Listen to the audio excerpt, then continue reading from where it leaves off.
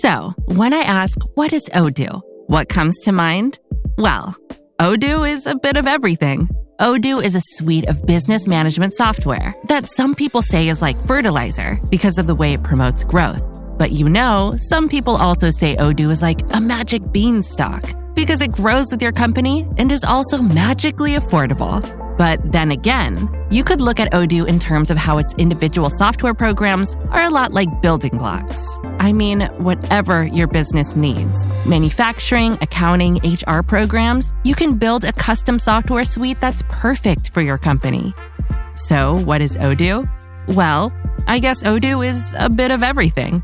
Odoo is a fertilizer, magic beanstalk building blocks for business. Yeah, that's it. Which means that Odoo is exactly what every business needs. Learn more and sign up now at odoo.com. That's ODOO.com.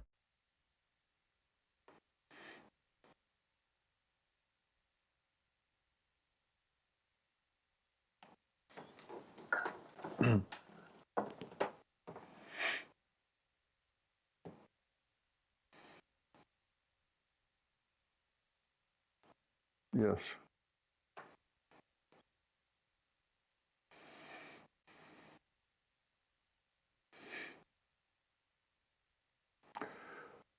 Welcome back to Mystery and Murder, analysis by Dr. Phil, the podcast that dives into the most shocking, headline-grabbing cases. Join me as we unravel the hidden truths behind these gripping stories and the people at the center of them. What I try and do in this podcast is take you inside these cases, inside the motivations and the thinking of all the players involved, the psychology behind the actions of the key players. On today's episode, we're diving into a case that has baffled the public for over a decade. This isn't a cold case. Let me assure you, this is a very active case, and there are things going on within this case right now as we speak, this very minute. Ellen Greenberg was a vibrant young woman, happily engaged with a seemingly bright future ahead until one tragic day when her fiancé, Sam, discovered her lifeless, bloody body in their apartment. His frantic 911 call marked the beginning of a mystery that remains haunting to this day. At the time, Ellen's death was ruled a suicide. But here's where the story takes a chilling turn. She suffered 20 stab wounds. Yeah, you heard me right. 20 stab wounds. Understandably, this ruling left Ellen's parents devastated. Ever since, they've been relentless in their pursuit of justice for their daughter, whom they say could have never committed such an act. Now, let me just take a minute here to talk about this. No parent likes to believe that their own child would take their own life. Every parent wants that to not be true. So there is a degree of denial with every parent. I will grant you that, no question about it. No parent wants to believe that. And so I always go into these things saying, of course they don't want to believe that. Of course they're going to resist that. But when you examine the facts, I have to say they have a legitimate reason to resist this. So many questions arise. Among them, how could a woman stab herself so many times? The unsettling facts of this case have captivated true crime enthusiasts, sparked controversy in the legal and medical communities, and raised troubling questions about the investigation's competence and even the ethical conduct of those involved. Now, 14 years later, this case is still developing with shocking twists no one saw coming. So today, I want to start breaking this down so you can start weighing in on this. And I do want to hear from you about this. Now, before we talk about how Ellen Greenberg died, let's talk about how she lived, the kind of woman she was. Ellen Ray Greenberg was born in 1983 to parents Josh and Sandy Greenberg. She was an only child, born in New York City, and by the age of 9, the family had relocated to the historic family suburb of Harrisburg, Pennsylvania. Now, she graduated with a communications degree from Penn State, where she worked as what they call a lionizer, a tour guide for football players and their parents.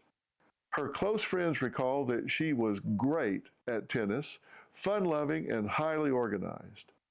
Definitely a type A achiever. Now, while Ellen was initially on track to become a speech pathologist, she realized that her actual dream was to become a teacher. So she began attending Temple University at night, earning her teaching credentials, and eventually became a first grade teacher at I don't know how to pronounce this, Juniata Park Academy in Philadelphia.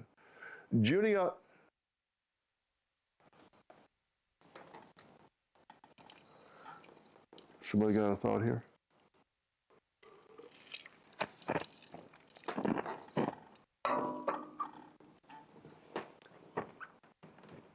Let's just mark it. This won't be.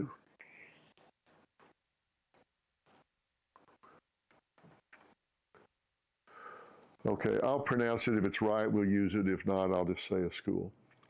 Eventually became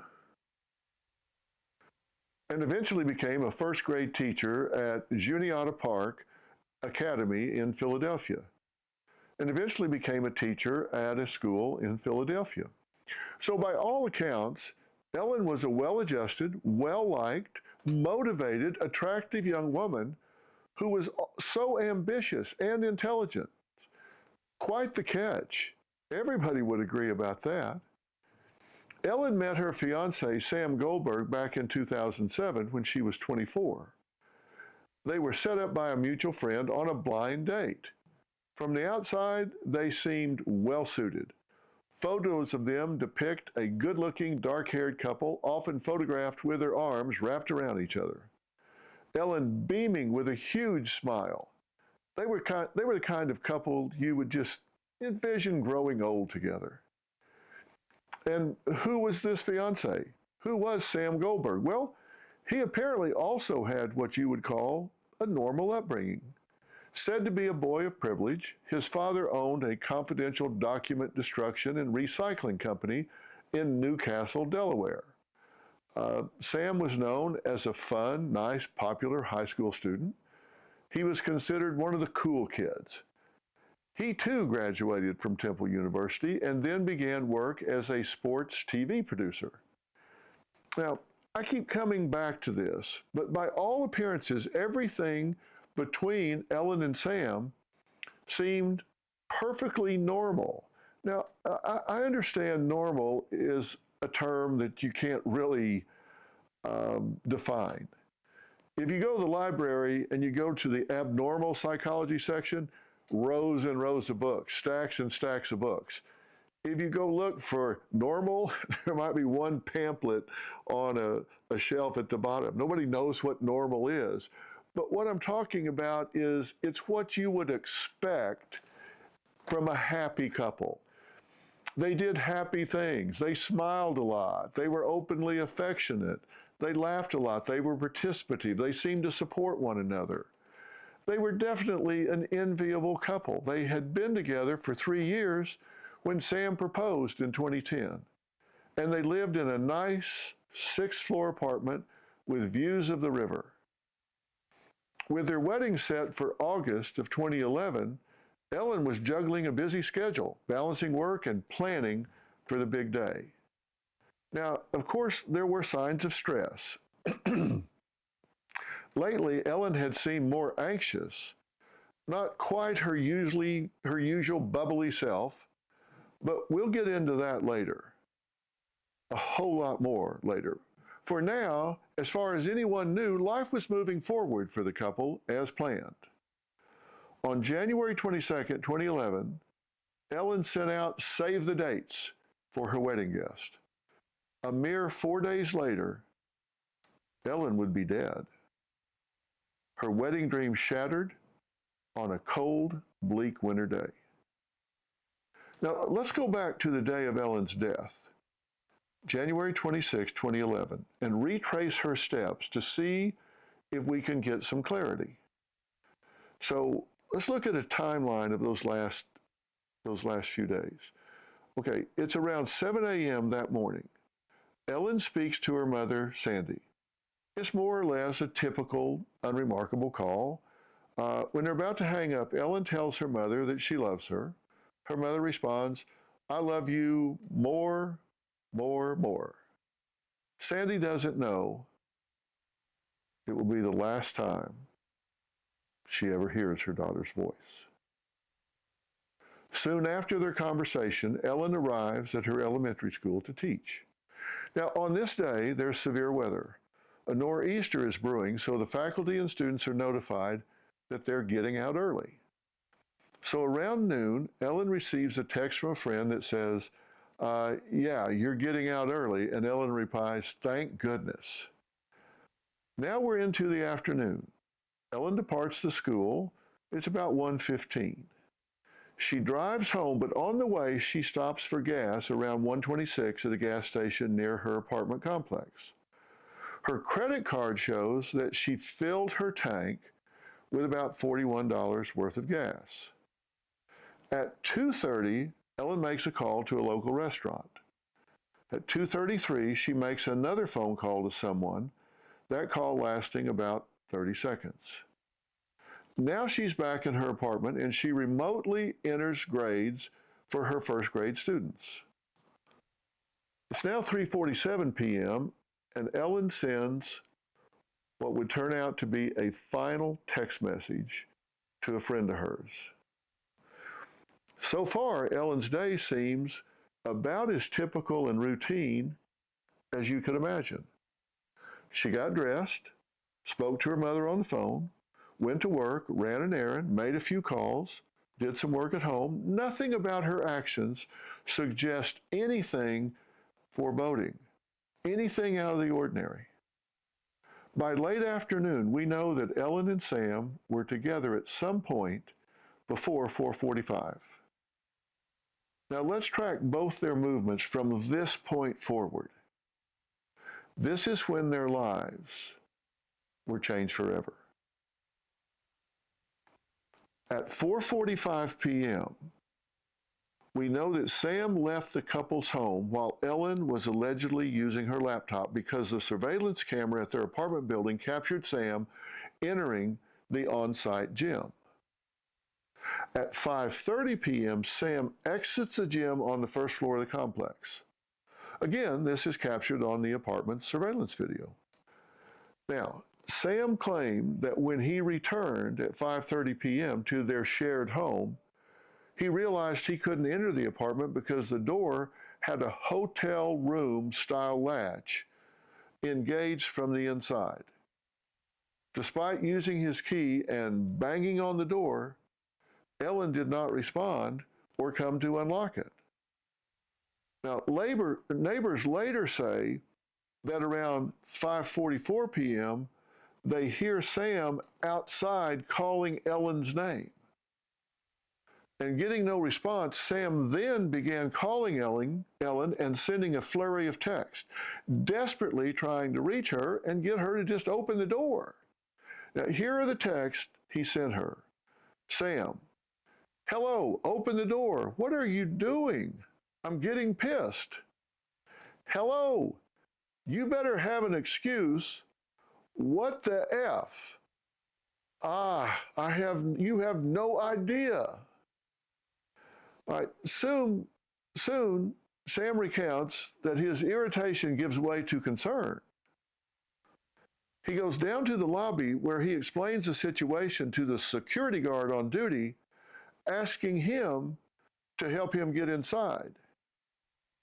The security guard refuses, saying it's against the building's policy. However, the security guard does use the complex's phone to call Ellen's cell number. Those calls go unanswered. Now, during this time, Sam calls his cousin and his uncle explaining that Ellen is inside the apartment but is not responding.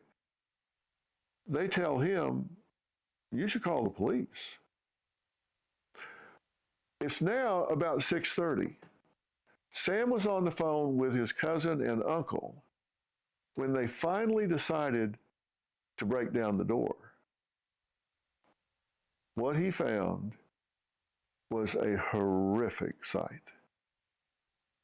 According to Sam, when he finally forced his way back into the apartment, there was Ellen, his young, beautiful fiancée, slumped on the kitchen floor, her lifeless body wedged between cabinets. Overcome with shock, he screamed before dialing 911. Now, okay, let's take pause here. From the start of this case, it's as bizarre as it is tragic. You hear about women disappearing, crimes of passion, but this is something entirely different. Sam leaves his fiancée alone for less than an hour, not at a gym across town or even down the block, but just downstairs in their apartment complex. And in that brief window of time, something compels Ellen to latch the door shut, only for him to return and find her lifeless body on the kitchen floor. Now, look, already the pieces just don't fit. So let's take a listen to Sam's 911 call and analyze as we go. So here's the call. Let's listen to it. Okay, a couple of things to note here.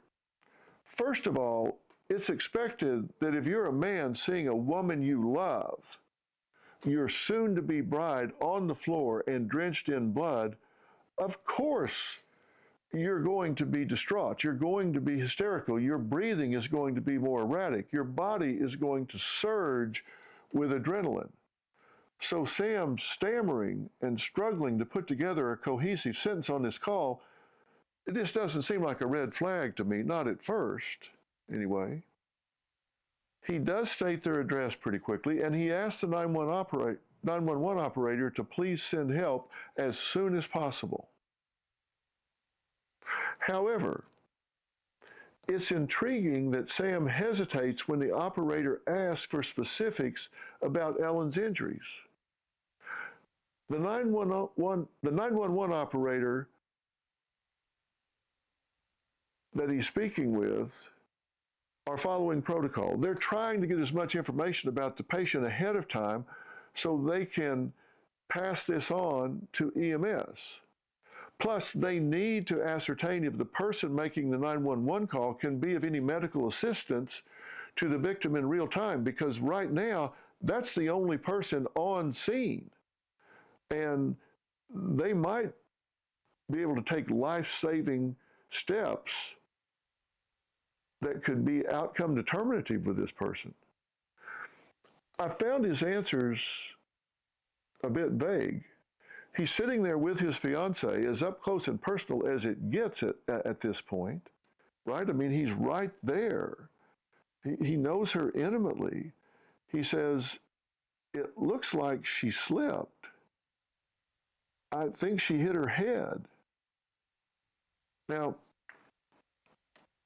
look, you don't have to be Sherlock Holmes or some kind of forensic prodigy to identify the most likely source of visible bleeding. Remember, at the very start of this episode, I told you that Ellen's body had been stabbed 20 times. Now, granted, how many of us have seen somebody that's been stabbed? So we have to take that into account.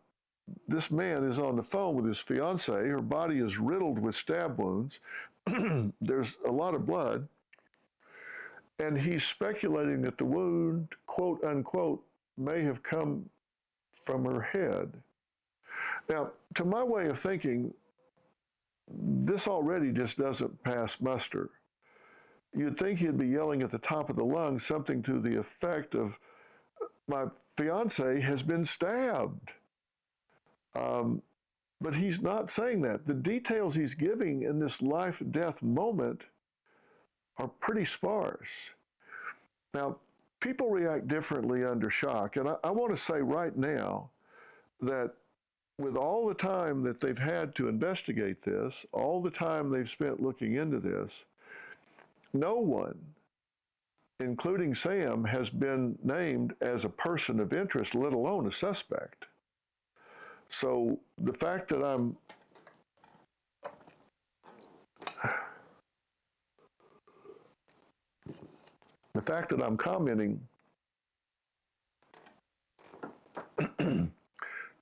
commenting on the unusualness of his responses, I don't mean to suggest that he's lying or hiding something. I don't know. I'm just stating the facts as we go. They may be explained later as we get further down the road, but they get even more bizarre. Let's just keep going. Another operator gets on the line to speak with Sam. Let's listen to that. Okay, so let's get this straight. According to his story, Sam has now been with Ellen's body and on the phone with 911 for at least a few minutes. But it's only now, when the 911 operator suggests that he try CPR, that he notices there's a knife sticking out of her chest. A knife that looks like it's stuck in her heart. Now, I don't know. As I said, everybody reacts differently under stress. And there's some things our minds just don't want to admit to consciousness. But again, you have to at least consider that that would be something that would kind of jump out at you if you come in and find your fiance in a bad way. And they say, well, what's wrong with her? And you say, well, she's fallen. It looks like she may have hit her head, and you fail to mention that she's got a knife sticking out of her chest. How would you miss that detail, even if you're in the throes of hysteria? Now, she was slumped over, and it's possible that with her hair and her head down and the way her body was bent over, that maybe it wasn't as prominent as you might think logically after the fact. As I'm saying, I'm not trying to prejudge that right now, but it goes on my list of things that I'm considering as I think through this. It's also worth noting that as soon as Sam mentions the knife, he rapidly provides two alternative theories for how the knife ended up being plunged into Ellen's chest. First, he says, well, she stabbed herself. And then he pivots to suggest that she fell on the knife. Again, even in the face of trauma, what man in their right mind would think his fiancée could have accidentally slipped and literally impaled themselves in such a way? Of course, the operator proceeds to try and get more information from Sam about this knife. Listen to what she had to say. Okay, note that Sam initially starts to state the knife's length, mentioning that it's about 3 inches before stopping himself and simply stating that, well, it's a long knife. It also sounds like more than once he's on the verge of saying Ellen isn't breathing, or even that she's dead, but he hesitates, choosing not to say so at this point. So here's the rest of the call.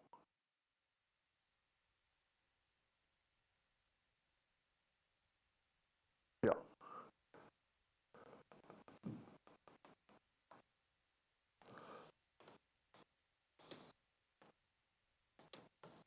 Okay. Okay.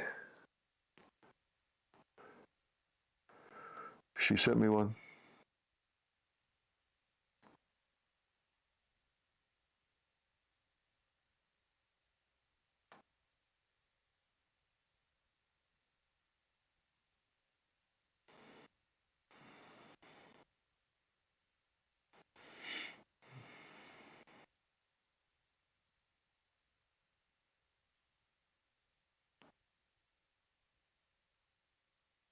Okay, let me listen to what Ben had to say here.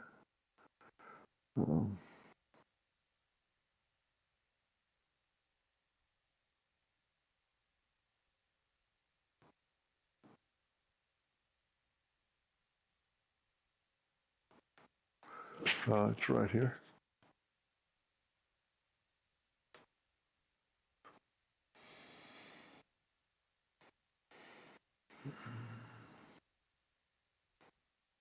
Whoops. Is federal charges. If we are issuing pardons, however, there is one person that President Trump should pardon from federal charges forthwith.